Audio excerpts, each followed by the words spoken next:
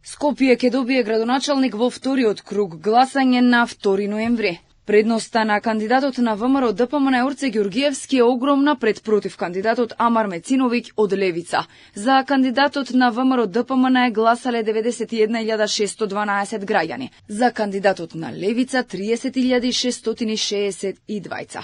Дебакал на овие избори доживеа Каја Шукова, кандидатката на СДСМ заврши дури четврта. За неа гласаа 26.727 граѓани, што ја става поранешната министерка за животна средина во друштвото со кандидатите на Вреди и Дуи. Односно, по кандидатот на Вреди, Башки Макео, за кого гласале 27.870, а кандидатот на Дуи, Скендер Реджепи, освои 26.073 гласа. Независните со многу слаб учинок, со 7.662 или 3,3%. Горан Марковски е кандидат со најмногу освоени меѓу независните.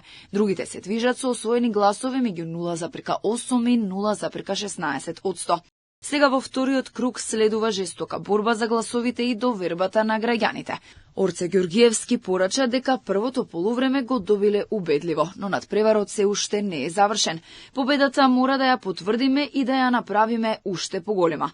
Ѓорѓиевски најави дека во наредните 2 недели ќе биде присутен во секое мало, на секоја улица и во секој дом, со цел да разговара со граѓаните и да ја представи програмата за, како што рече, подобро Скопје. Овој град изгуби премногу време во експерименти. Доста е да засукаме ракавите и да покажеме дека треба работа. Ве повикувам за поддршка во вториот круг да излеземе уште помасовно, да ја потврдиме волјата на мнозинството и да ја запечатиме конечната победа. Ова е битка за развиено и функционално Скопје.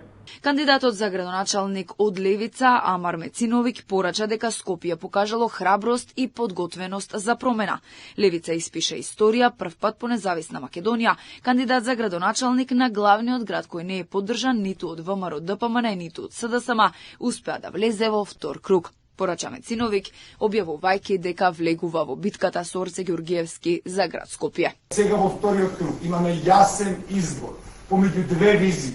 Едната визија, оваа која 35 години ја имаме во Македонија, која е застарела, коруптивна, криминална и ни ги одзима годините, можностите и животите. И оваа втора визија која е наша визија, визија која е состојана од љубов кон сопствениот град и визија за град во кој сите ќе сакаме да живееме. Шукова не се појави ниту вечерта по изборите, ниту денеска, но се обради преку социјалните мрежи. Учество на граѓаните во изборниот процес е темел на здраво општество што се стреми кон напредок и одговорност.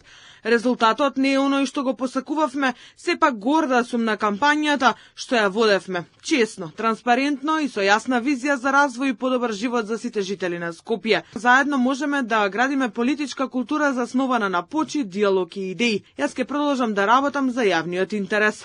Според првичните резултати, од обработени 99,93% од гласовите на Советот на град Скопје, најмногу советници ќе има ВМРО ДПМН, односно 18. По 6 советници ќе имаат коалицијата Вреди, Дуи и Левица, а СДСМ ќе има 5. Еден советник ќе има и движењето Знам за наша Македонија.